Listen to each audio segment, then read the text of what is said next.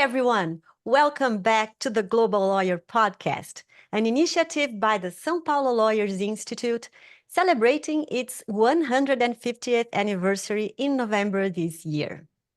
Here, we provide a platform for legal professionals around the world to engage in meaningful dialogue and share their expertise on the most pressing legal issues of our time.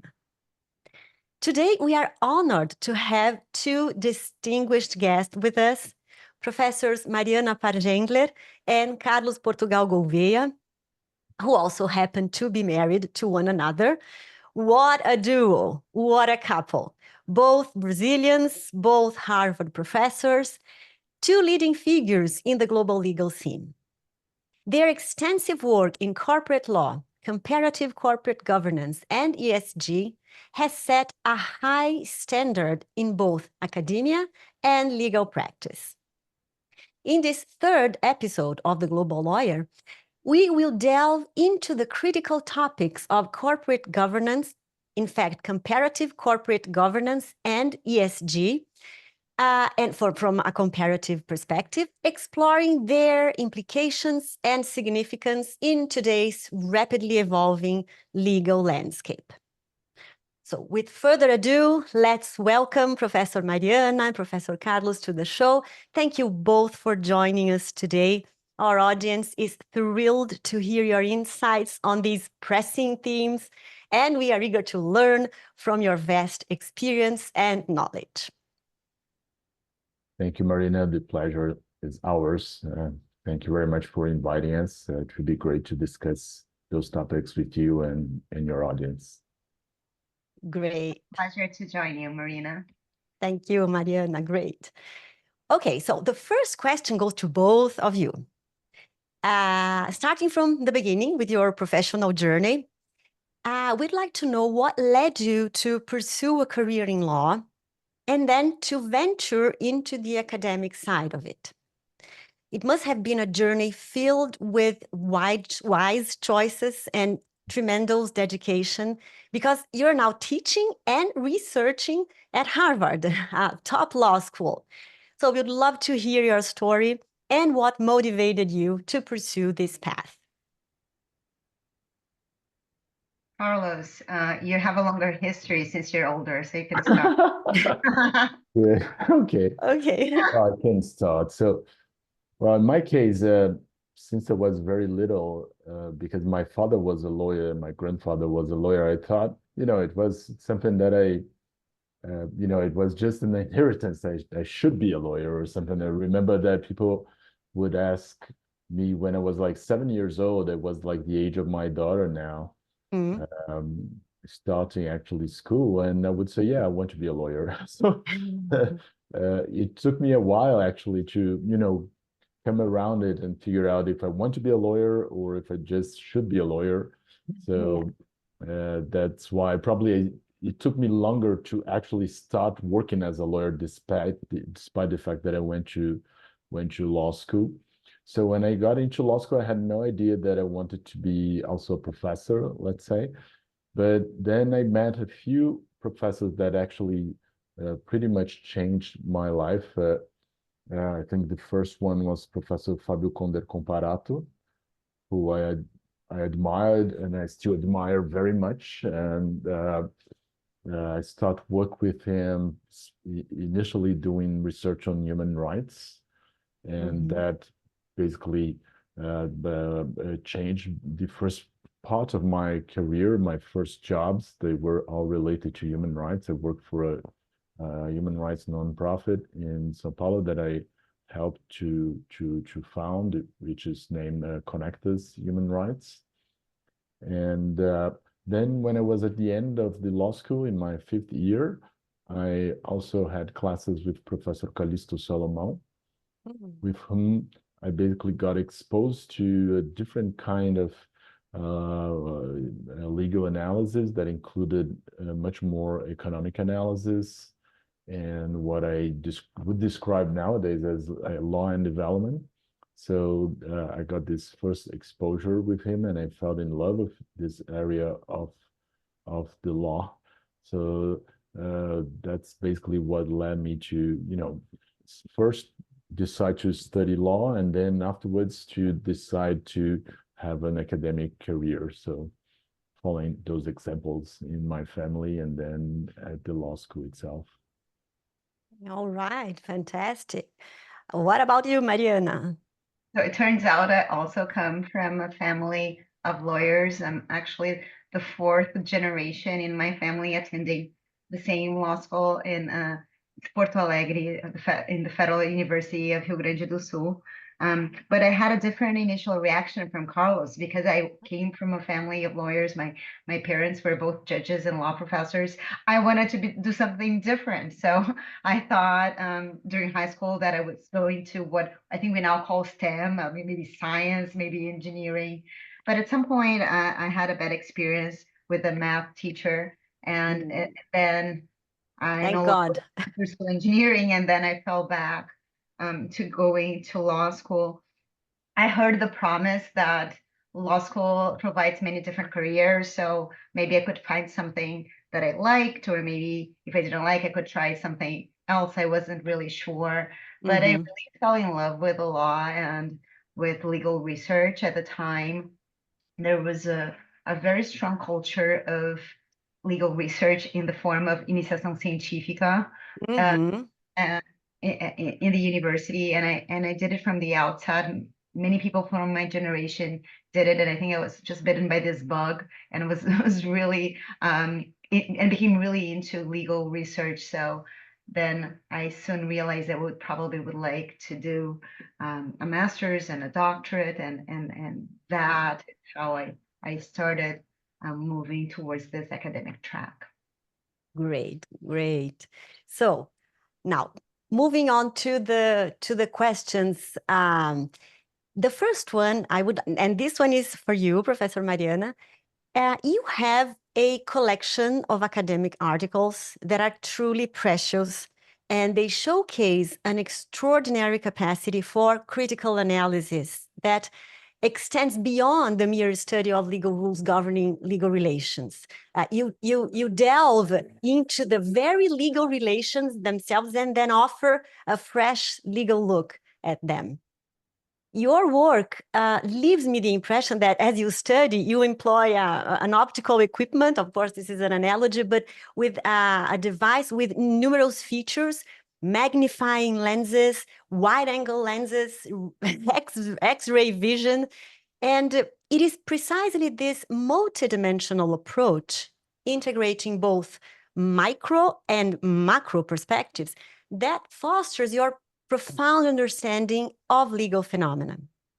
My question is, do you have a routine or a step-by-step method that helps you cultivate your keen intellectual capacity?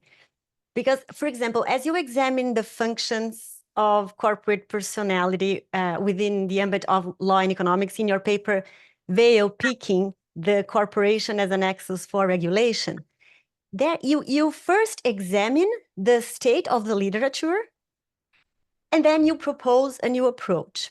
In that case, you take the concept of asset partitioning and its most impactful exception, which is veil piercing, desconsideração da personalidade jurídica. And then you go on to offer an alternative that you name regulatory partitioning, the exception of which will be precisely veil peaking.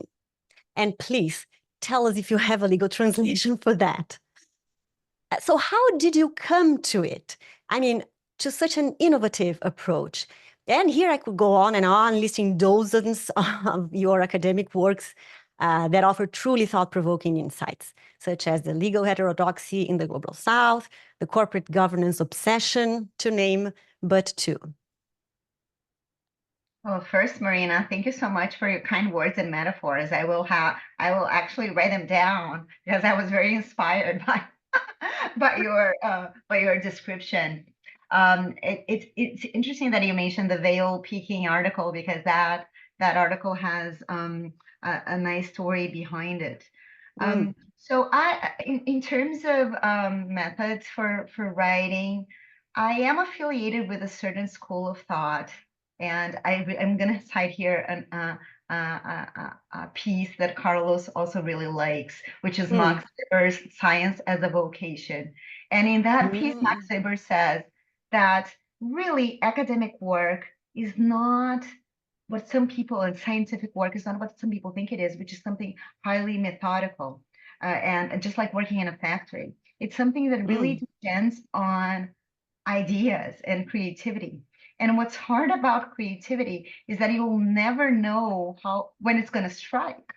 What you can do, and that's what Max Weber says, but I completely adhere to that, is to work a lot, read a lot, research a lot, because that's the fertile ground that allows creative insight to appear, though you can't absolutely control it. You can sit down today and say, today at 4 p.m. I'm going to have this brilliant idea, because that's not how it works. And he's somewhat discouraged. He says, well, it might not even strike you ever, so but I think it will. So I tell my students that if you create the fertile conditions, it will, but not on a very strict schedule. So what I like to do is to start reading and thinking about certain topics and taking notes. So for a variety of reasons, ranging from legal opinions to workshops and seminars I had attended, I started becoming highly dissatisfied with the current state of the art concerning the theory of legal personality. So I had a document, and I started adding pieces to it. And I've done that for a long time. Whenever I heard a case, well, that case is interesting. I don't know what to make of it. So I had a long list of cases and writings and but I didn't quite have a framework. And for that, and actually I owe the framework to my daughter, So many people talk about the challenges of course, juggling, work and family life. But I was working from home on this paper. I had this Word document in front of me and trying to find a framing. And my daughter was actually taking private English classes at home. And toward the end of her class, they played hide and seek. And at some point, her teacher said, "Don't peek." And I said, "Well, peeking." Oh my God! I had a framework. I had a concept. I can't believe. It was a eureka moment, I just had then a label. And the examples were already there, but I didn't quite have a framework. So that's kind of a very nice. This is fantastic. Yeah, some people like veil peaking. Some other people don't. My advisor, he's Harry Hansman. He's a very serious law professor. He's like, Mariana, I like your paper. I mean, veil peaking strikes me as a little bit childish. I'm like, well, okay, what can I do? Of this project, but I mean, some just generalizing from that. I think it's really important to be constantly reading and becoming informed and taking notes and creating this fertile ground for the right framework of ideas to appear. Yes, well, you should be gifted to it. It's not for everyone, of course. Great to know. I love this story. Really, really great. Now, Professor Carlos, this one is for you. Is it possible to conceive a beneficial use of M&A in promoting ESG principles? Because M&A can serve various objectives and at times even have nefarious intentions. But here I'd like to know if and how you would say that M&A could be an effective instrument in furthering ESG.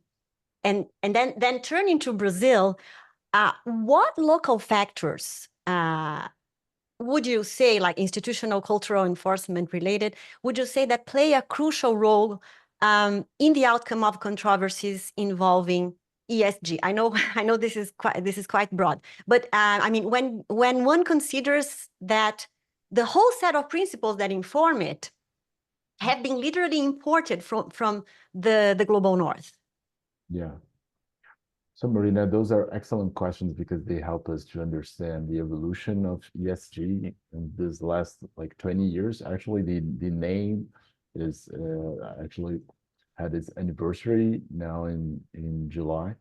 So it really it started with a report from the Global Compact at the UN in 2004, about 20 years ago. But of course, the method when this report was issued that actually created the brand ESG, Environmental, Social, and Governance, as a methodology, it actually compiled the practices of several financial institutions that have been developed in the last, 40 years actually. So it's a much broader process that led into this methodology, and it all started with financial institutions and mainly insurance companies and banks. Why? Because they were the first to actually feel the consequences of basically global warming. So as I use as an example, why insurance companies were the first to develop these methodologies, because they were the first to have to pay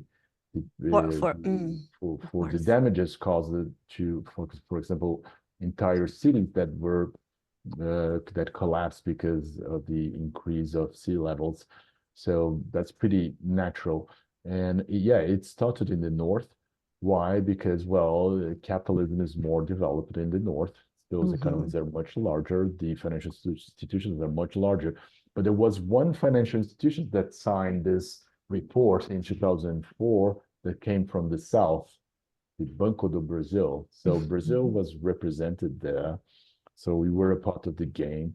And of course, the methodology that became the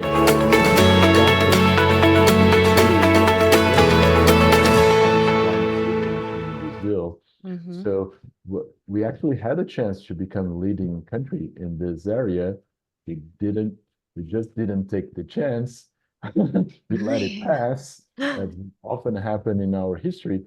But Brazil is still like the country of the future. It should be the leading country on ESG in the world. It's not, but it should be, because we have the most natural resources. But I will get to this point. But first, you ask if M&A has a hole in it. As we see in the beginning, it should probably not have a hole in it, because when it started, it was all about the financial system, how to make investments that incorporated the ESG criteria. But as it evolved, the methodology itself changed very much. And people learned, for example, that ESG and corporate social responsibility in general as well, it does not impact on the performance of companies. So companies do not, in general, from what we identified on evidence, they do not become more profitable because they implement those policies. But what happens is, and that's what is supported by evidence now, is that they become more valuable. So people pay more for those companies. So their value increase.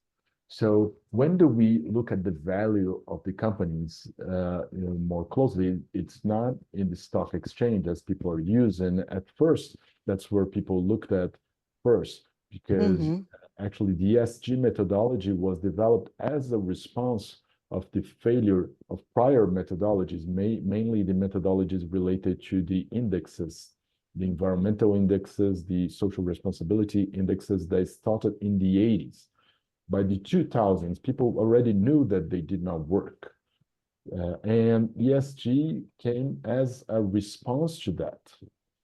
So most of what people currently criticize ESG, say, oh, it doesn't improve performance, or, there's greenwashing. That's all criticisms that existed already in the 80s. It's just that is a kind of debate that happens in Brazil because we did not study that at the time. That you're just studying those things now, and we use them to criticize ESG, but ESG itself was a response to that. So to summarize how M&A can actually advance ESG methodology, what we are seeing now is that the ESG methodology is actually being incorporated by M&A practices. So since it was identified that ESG is a very good driver for value, so when people do, for example, due diligence, M&A due diligence, the entire process for M&A due diligence for large sophisticated companies in the center of capitalism, basically in Europe, United States, and Japan. The entire methodology for due diligence is the ESG methodology. So when you divide the areas that you want to look for, you divide in accordance with the ESG taxonomy that we say, the description of the issues and how you will analyze each issues. And then for each issue, you use the methodology, the ESG methodology. And then it gets reflected on the agreements. And now the agreements have more and more and more provisions, what we usually describe as the reps and warranties, that respond to ESG issues and use the ESG taxonomy. So nowadays, to do M&A, you need to learn about ESG, otherwise you would not do it correctly. So yes, as we see, like the methodology kind of moved, and now M&A became kind of like the central part of it. Even when you look at ESG and you figure it out as a methodology to evaluate companies on an ongoing basis, you can see that usually when you do an M&A transaction and you are a company that is very evolved on applying the ESG methodology, you actually don't need to set up a due diligence system. You don't need to have like a data room. Everything is ready in the compliance softwares that are used to implement the ESG methodology. And looking at Brazil, what I can say is that, of course, in Brazil, to implement ESG programs, it's much more challenging than in developed countries. Why? Because you're looking at risks of environmental damages. So in Brazil, those risks are very, very high. If you look at what happened in the last 10 years, 3 of the largest environmental disasters in the world happened in Brazil. So something happened, that disasters as those that happened in the 80s and 90s, they stopped happening, for like oil companies in the Gulf of Mexico or in Alaska, or in the South Asian Sea. And now those disasters that take the covers of like magazines around the world, they are happening in Brazil. So that's the disaster that we saw in the city of Mariana, that we saw in Brumadinho, that we saw in Maceió. Those were some of the largest environmental disasters in the world, record-breaking disasters. So if you were operating in this environment, a huge risk exists. Of course, in Brazil, for example, if you do agricultural production, there is the risk of deforestation, there is the risk of like using child labor, there's the risk of modern slavery. So the thing is, when all those risks exist, it's really hard to set up a program. But all the ESG methodology is based on gains. It's based on growth. So what happens is, when you have the greatest challenges, you have the greatest benefits. So when you set up a ESG program, you set up, let's say, a financing instrument like a sustainability-linked bond that provides you with like targets that you have to reach. The most gains that you are able to demonstrate that you can have, the greatest the financial benefits, so the reduction on your interest rates. So whereas there is great risk, there is great reward, and that's the case of Brazil. And the fact that Brazilian companies don't do well on ESG rankings demonstrate that we are not pursuing those opportunities as we should. Yes, and you mentioned the matter of risk. I was thinking, and value. When you mentioned value, I was thinking here, if what about competition? I'm just thinking here. If you correct me if I'm wrong, but if a large corporation, for instance, a corporation in the a public service interest, but it is a private one, of course. But if it is, if it is an energy company, okay, and a company in the sector of energy, it decides to go green. And then it decides to sell all the plants and all the system. And do you think that such a movement, going green by large players, would this affect the market? And would we have a problem in competition, or this is not a thought? No, that's well, of course, competition is a major problem here. You know, and if we look at those central markets, there is a huge issue regarding the fact that many of those standards, they were set up by associations, you know, trade unions of like companies. And at a certain level, those associations, they might be regarded as something close to a cartel. So you create all those requirements and you increase costs, and that's going to benefit, for example, some companies that have more capacity to invest on implementing those costs. But of course, you know, that happens with every single regulation. Is not particularly different with regards to ESG. If you want to change something, you're going to have, you know, leadership, and the leadership is going to, you know, change things, and that's going to impose losses and gains for certain people. And, you know, that's part of the game. If you don't want to play, you know, you don't need to play. But if you want to play, you're going to play to win. And if you're going to play to win, you need to learn what are the techniques that will make you win. If you want to play and if you want to play to lose, that's your, you know, that's your problem. But that's what's going to happen with Brazilian companies. Over time, their value is going to decrease. They will be led more and more into what we call like the brown industry, the highly polluting industries that nobody wants to invest on because there's no new technology in it. There's no growth. That's no appeal. Exploit natural resources. And that's the history of our lives, you know.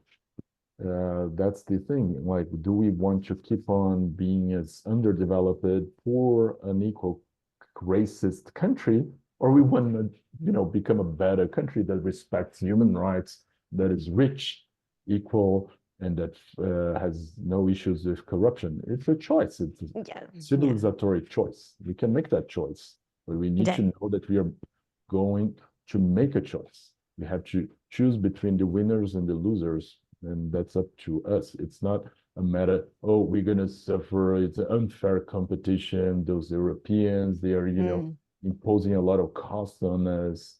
Oh, that's so bad. Well, you know, we can adjust and just win and become rich, or we can just be whining children complaining that, you know, someone is making us, you know, study and work hard. Yes, great reflection. I completely agree. That's fantastic. Now this one is for both of you. And okay, so large corporations shape the very fabric of our daily lives. They influence everything from the products we buy to the values we uphold and the policies that govern us. They play a crucial role in employment relations, in competition, environmental impact, technology, consumers' relations. So as we examine this extensive scope, we realize that from a legal analysis perspective, it is insufficient to consider nation states merely as standalone hosts of businesses if we aim to advance comparative corporate governance.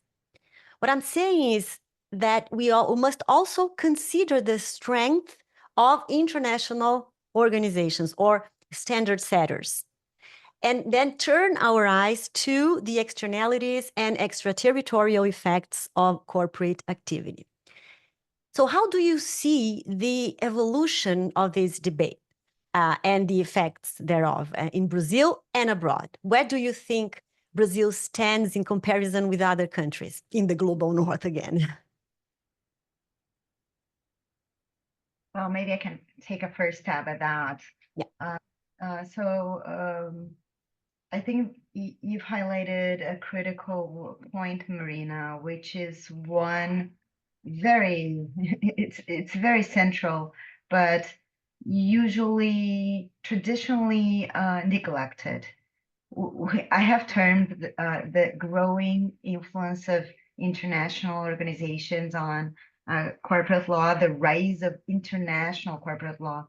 For a long time, scholars thought that corporate law either develops in response to domestic pressures or it develops in by imitation of foreign models. And both of these possibilities are, of course, very relevant and true. But in the last decades, there has been a significant amount of lawmaking in the forms of standards and best practices by international organizations. And they have been dramatically influential on corporate law around the world. So Carlos mentioned ESG and the label and the term itself.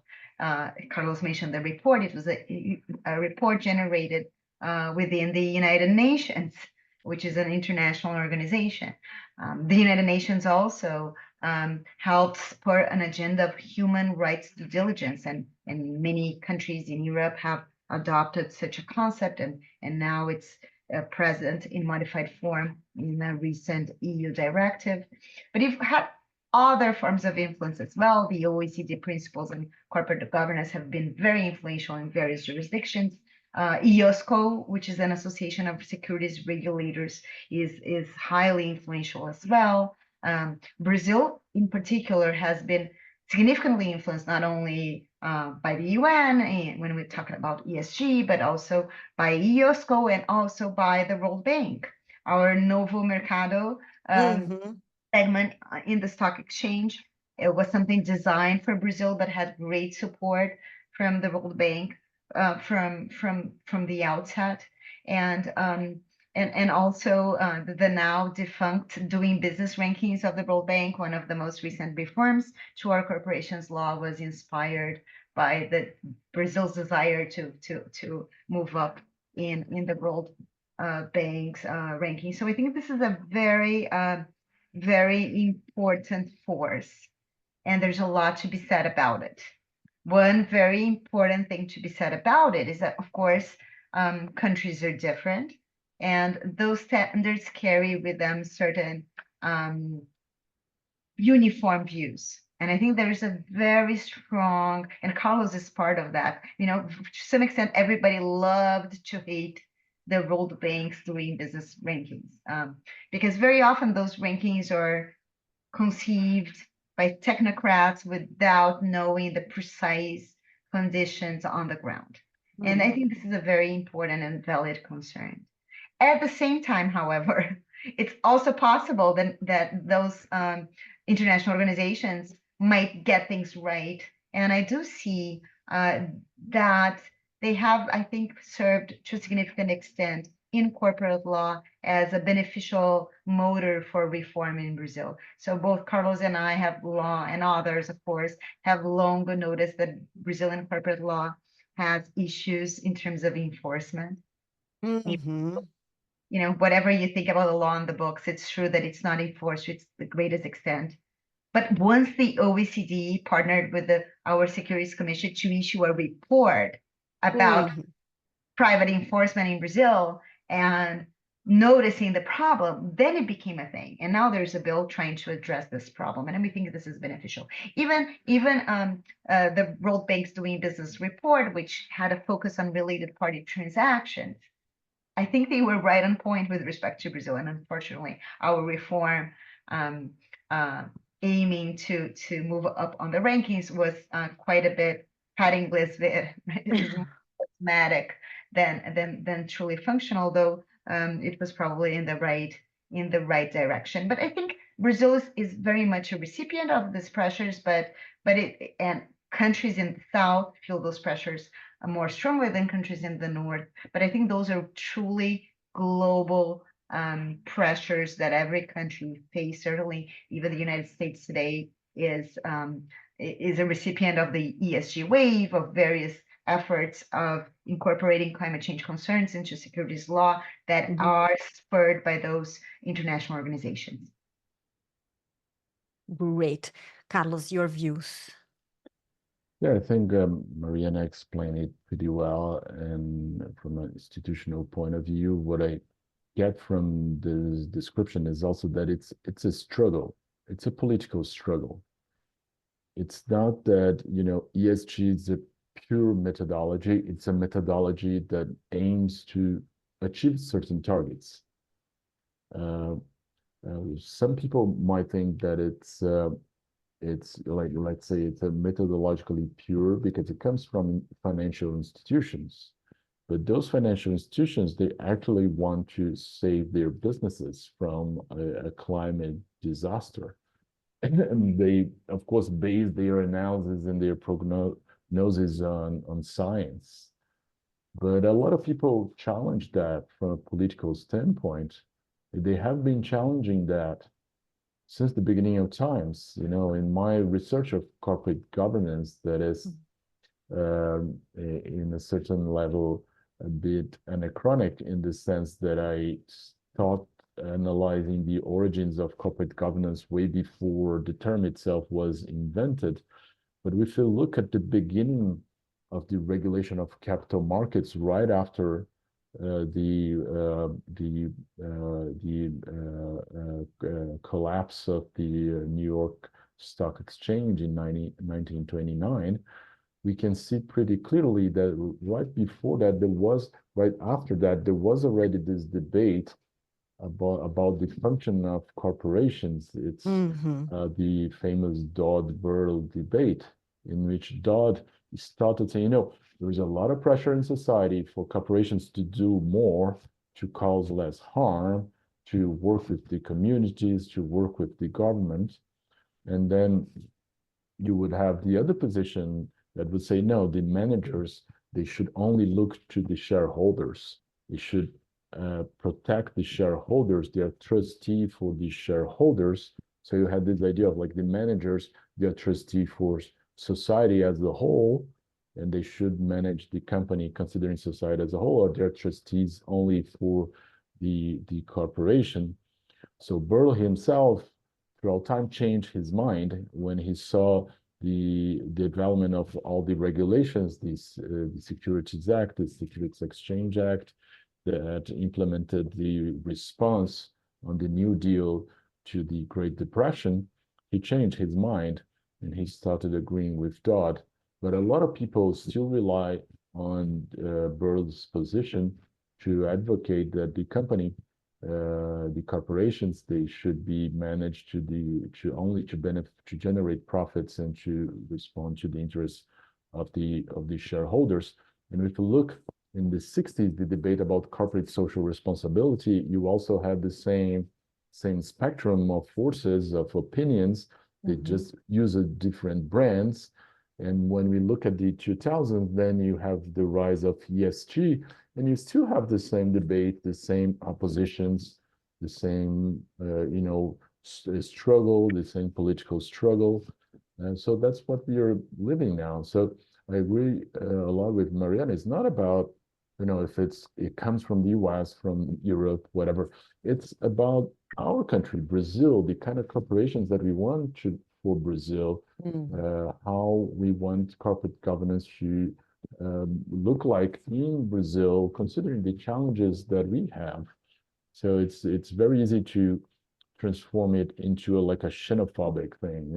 Oh, that's colonization, that's green colonization. I'm not going to talk about that because it comes from Europe, and we are an independent country, and we have seen this kind of discourses for centuries in Brazil support the interests of the ruling class. The ruling class provides favors to the elites abroad when it interests itself, and it develops a nationalist discourse when it also interests itself.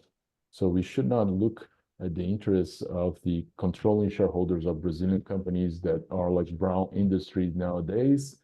because they know that they are, in a corner in Brazil and around the world. We should look at the interests of our country and what is best for our country, and corporate law should just respond to those interests, not to the interests of the controlling shareholders. Very interesting, and very interesting your recap on this string of facts and throughout time. It is a very interesting reflection and a very, very clear and lucid one. You are completely right. Mariana, would you like to add something? No. No. Oh, look, I think I agree, and I think one very important thing to bear in mind is that corporate law is political. I think there is a certain trend of thought that tries to portray corporate law just as a result of some imminent legal rules and principles. Mm-hmm. Not the case. Corporate law has a tremendous impact on wealth, distribution of wealth and power, and really this is behind so many issues that we see, and it's clearly the reason why it's so hard to make changes, even if they are in the right direction, because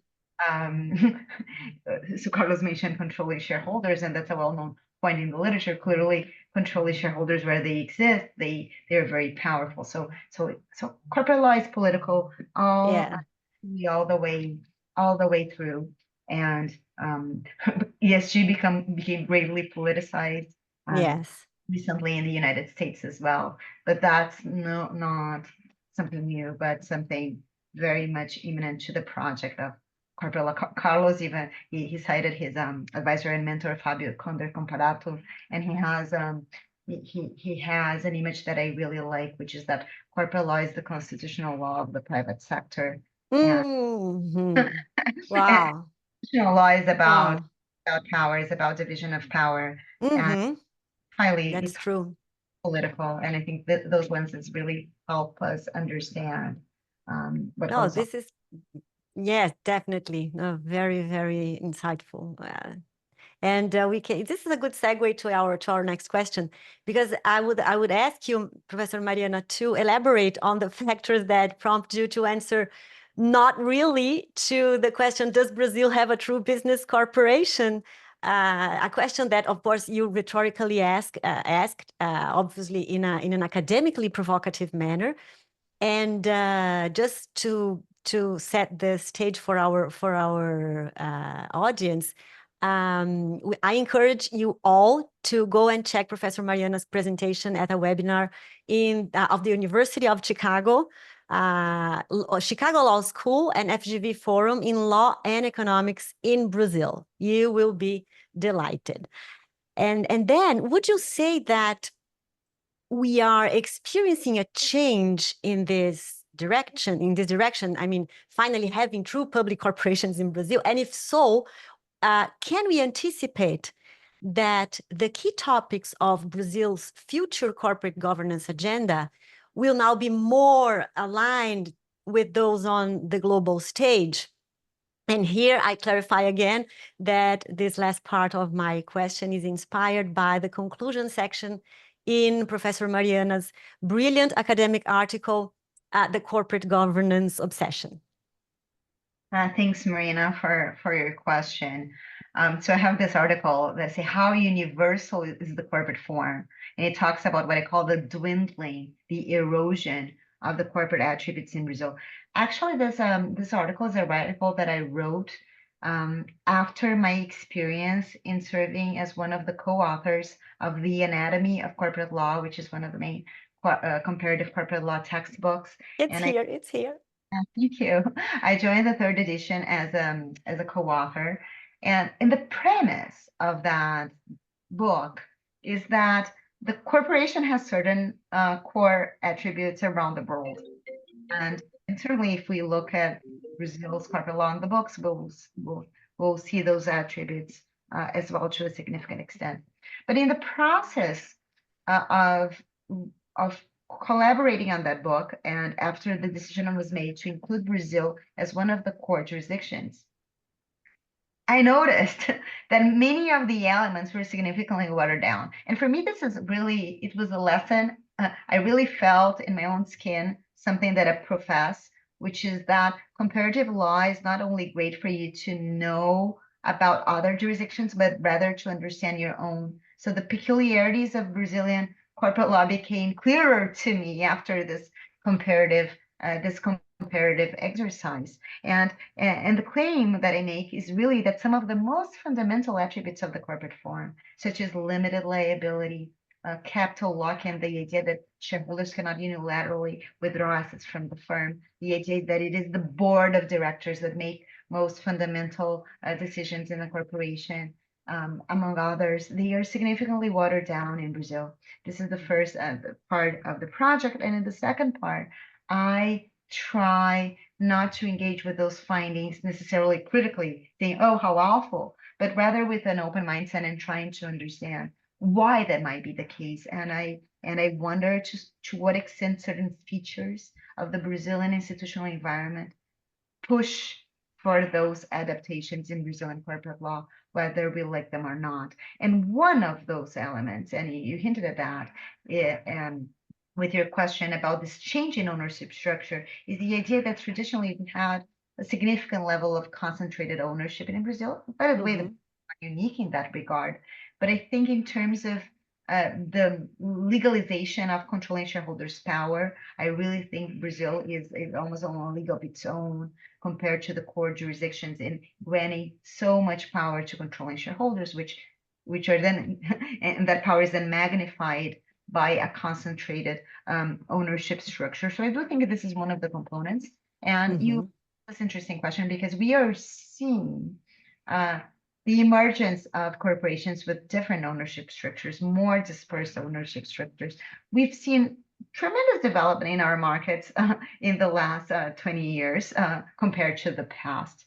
And I've discussed this with Carlos. I have seen some changes in the political economy as well.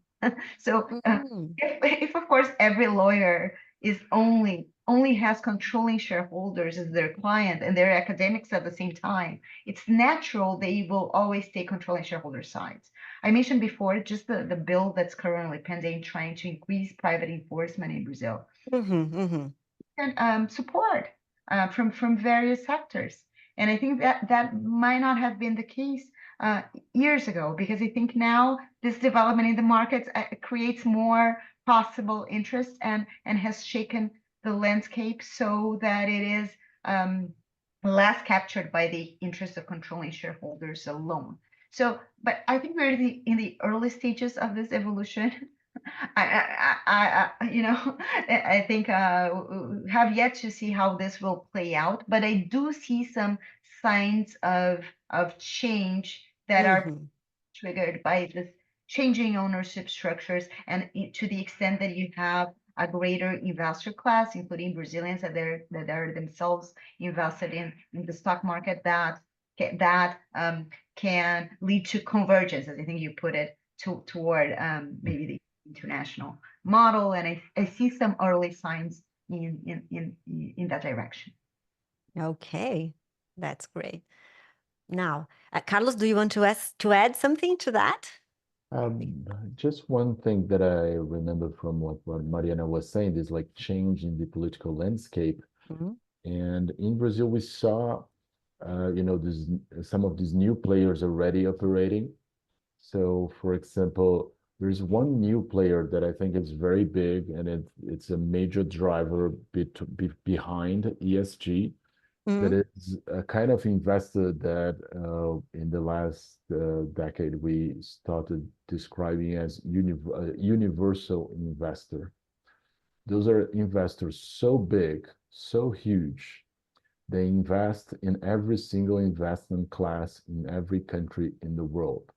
Which are those investors? Like the Norwegian pension fund or the state fund that has a total invested amount of like $2 trillion, or the Japanese investment fund that has about $1.8 trillion, or some extremely large pension funds, the pension fund for the professors in California that has about $500 billion in investments, Wow. and so many other investors that now they do not look for an investment looking for a return in the next 10 years. They look for returns in the next 100 years.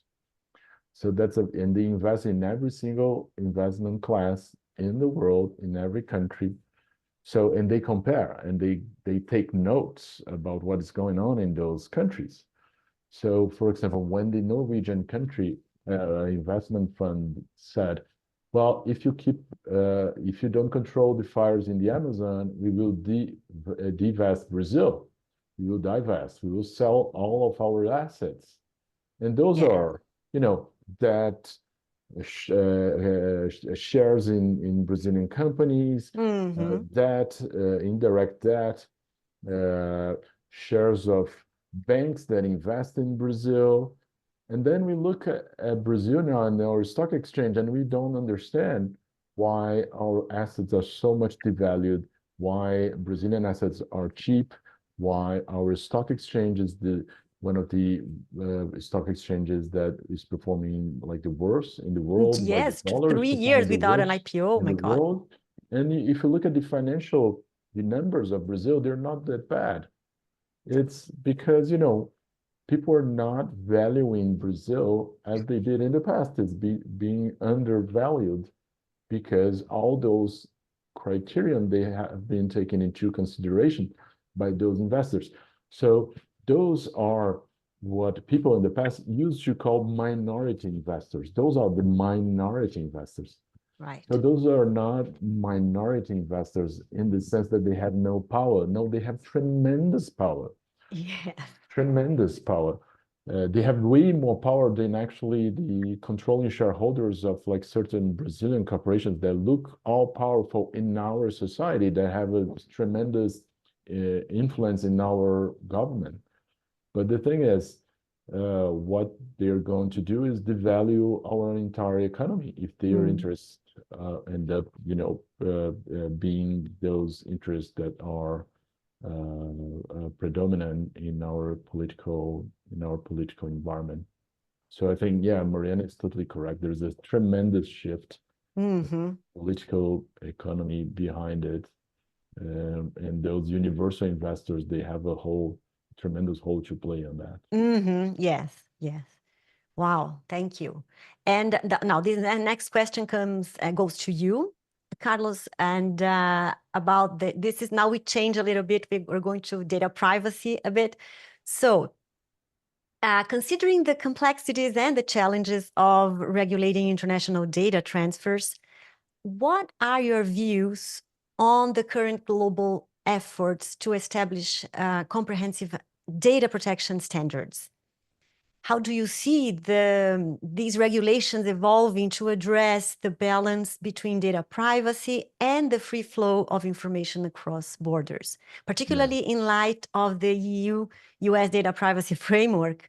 And how do you see the ongoing tension between national sovereignty, exemplified by President Biden's Executive Order 14086, and the role of the new Data Protection Review Court, especially when compared with the CGU, the Court of Justice of the European Union?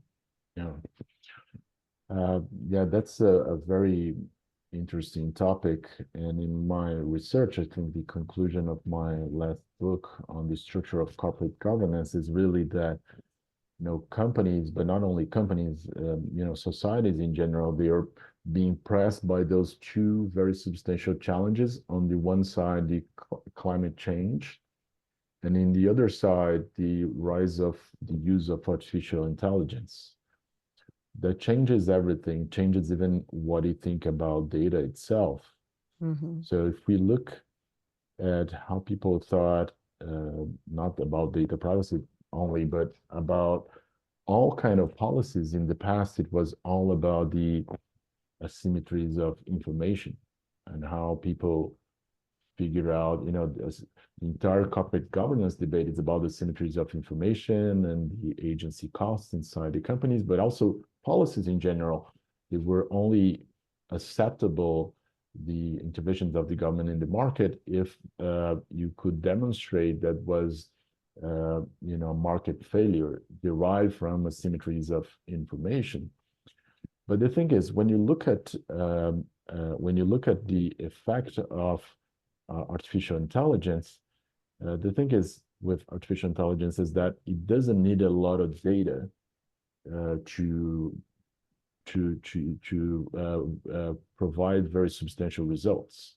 So if you look at the development of the ChatGPT and how we actually evolved, at a certain point, they closed the amount of data that the ChatGPT could be informed with or it could read. Why? Because excess of data actually reduces the outputs that you can take. It makes the artificial intelligence confused, and it doesn't help it to actually provide responses to the kind of questions that people provided to the system. So at a certain point, you need to close the amount of data that it has access to, and you need to improve the response. You need to make it more intelligent. So that's why I discussed that problem, saying that we have a different problem. It's not a problem of asymmetry of information and anymore of access to information, but it's an asymmetry actually in our cognitive capacity to actually process that information.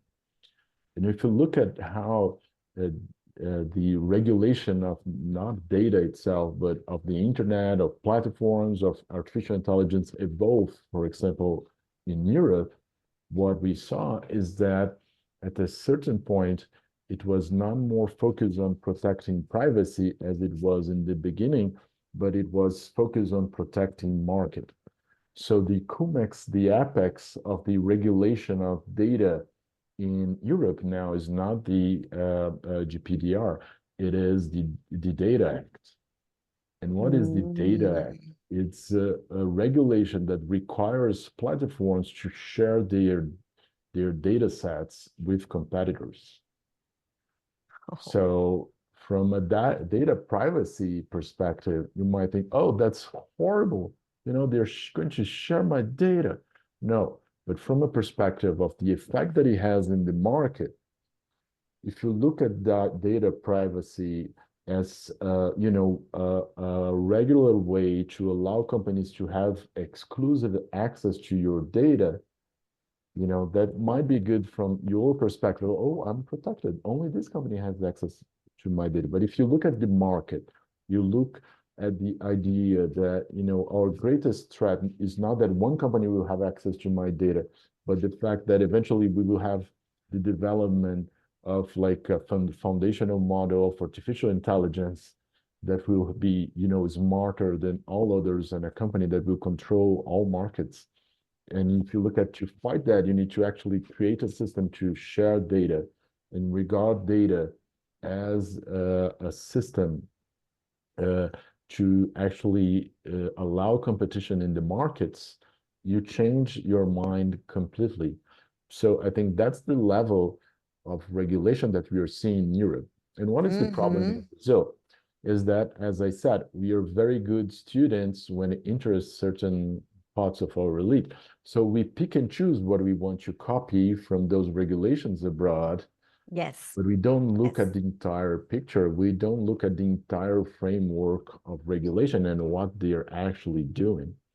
So our Congress is very subject to lobbying. We do not regulate lobbying, and it allows us to do this kind of like selective choices. And first choose whatever is cheaper. We usually choose a regulation that does not require a lot of investment to actually implement this regulation. And we choose models of regulation that are also in the interest of certain economically powerful groups without a very substantial debate in society overall. Yes, yes.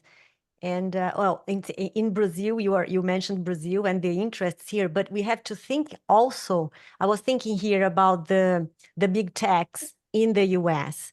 The big techs, there is also lobby there, of course. We all know that, and I keep thinking how the effects of such a lobby, and if the what are what is the path where this lobby can lead us if it starts in the US. And I'm just thinking, how, if they fund the corporations, if they fund the policy makers, and if there is I would say that if it is a positive, a virtual circle, it is okay. But there are also the other players. I mean, I don't know if I made myself very clear. The force or the strength of the big techs in I'm saying that in the global north, not here, but they also play a very important role there that is going to be felt here as well. Yeah. So the problem that we have is that, you know, the big techs are much bigger in Brazil than they are in the US. In the sense they have a larger share of the market here than they have back home. Right. We have to think about, why is that? Why Google is bigger here than it's in the US? You know, why Facebook is bigger here and WhatsApp, and you know, in the US they have competition. There are other social networks. There are other players. Very yes, powerful in the US, and here we have some of them. They're much bigger. So what happened? What happened is that Brazil, without a very substantial debate, decided to go ahead and be the vanguard and have, you know, be the first country to actually have a law regulating the internet and providing for, you know, net neutrality, and adopting a much more substantial scheme of eliminating liabilities of platforms than the US. So, Yes. you know, our Article 19 of the Marco Civil da Internet is much broader than the kind of legislation that they have in the US. And what happened in the US, since it was all based on like court in case law, it actually, when people saw that it was too broad, they started restraining it. The courts restrained the freedom of the platforms to operate without indemnifying people who are damaged, let's say, by fake news and other practices, and violations of intellectual property. But here in Brazil, we put into law what some people thought that was the way in which the US courts were ruling those cases. We put into law the net neutrality. That was something that was being discussed in the US Congress, never came into law in the US. Actually, they reversed it completely in the Federal Trade Commission, in the Federal Communications Commission, on both. And they never implemented it, and we implemented it in Brazil. You know, we gave a free pass for the large internet companies. So, well, the lobbying of those companies is much stronger in Brazil than it's back home. Back home, they are confronted by other lobbies of the large entertainment industry, lobbying of the telecommunications industry. And here in Brazil, since we do not regulate it, you know, they are more efficient. You know, they have more things to offer in exchange for, you know, their interests. So they basically run free. And that's why our market, when we look at the technology market, is way more concentrated than the US market itself. Yes. Okay, that's fair enough. Thank you so much. Yes, it is really, really insightful. And we're running out of time. But before we finish, I would like you to say a few words for young lawyers who would like to to go to take the same path as you, what would you suggest? What, just a few words, because you both are an inspiration for everyone, for all of us. And so just a few words so they can grow their dream and pursue their dream. So, Mariana, do you want to go first? Sure, I can go first. So I guess my advice is to pursue your dream. Pursue your dream. Try to, as if everything depends on yourself. It doesn't, right? But if you do that, that's part of the process. Don't care for the naysayers. They're all there. If you build it, they will come. They will come. The naysayers will come. Don't get discouraged. Be very selective. Try to find your mentors, your supporters. Have trust in yourself. Try to follow your dreams. Believe in yourself. Find something that you love to do. I think this is really important. And once you make it, you become a force for the good to try to find for greater justice for everybody else. But I think this is really important. I see that, Marina, because when I was pursuing my career, there was less of a gender conscience, and of course, I think gender problems do exist. Yes, they do. But sometimes people say, well, but if there's so much against me, should I really move ahead? I'm going to say, no, go, move. Yes. Please. So the challenges do exist, but we need you. So I think it's important to know that there are obstacles always along the way, but yeah. I think it's really important to move ahead. I mean, I think an academic life itself is full of rejections. So you have to know that I can imagine. Wow. It's it's a This is process. because this is why you both are our heroes here in Brazil. It's fantastic. Okay, Carlos, you. Well, I will actually use as advice something that I learned from Mariana. I remember that once I asked her, like, why do you want to be a professor? And she said, well, because I love knowledge. I want to produce knowledge. And I This is remember that beautiful. at the time I thought, well, how can I impact Brazil more? And I thought, well, at a certain point I will become a politician or something. I will, run the government, something like that. And that's how I can make more change. But if we look back at Brazil, I think what do we need the most? We need people who can produce knowledge. That's what our society needs now. Like we need to face tremendous challenge, climate change, the regulation of artificial intelligence. How can we do that? We need people who can think how to respond to those problems. We have enough of like ambitious politicians, people want to make money and have power. But Brazil was never a place where we can say, well, our society is really the hallmark of our society is how much we value science and Oh how my much we God. value education and knowledge. I think that we cannot say. And that's what we need. We need people who want to actually study things. In Brazil, if you look at the origins of my own school, why did we create law schools in Brazil? It was mostly as a tool to exercise power. It was an instrument for our independence. And when we look at law now, why do we need the law? We need the law to become an instrument to reduce economic inequality. We need the law to become an instrument to reduce corruption. We need law to become an instrument to stimulate, economic development, the development of new technologies. And our law currently is not doing that. So we need people with a critical mind that can see the problems, point out the problems with a very independent scientific mind, with the focus that I learned from Mariana, the focus of the pure development of knowledge, not in the exercise of power, not in how rich or poor you're going to become if you think something, if you say something.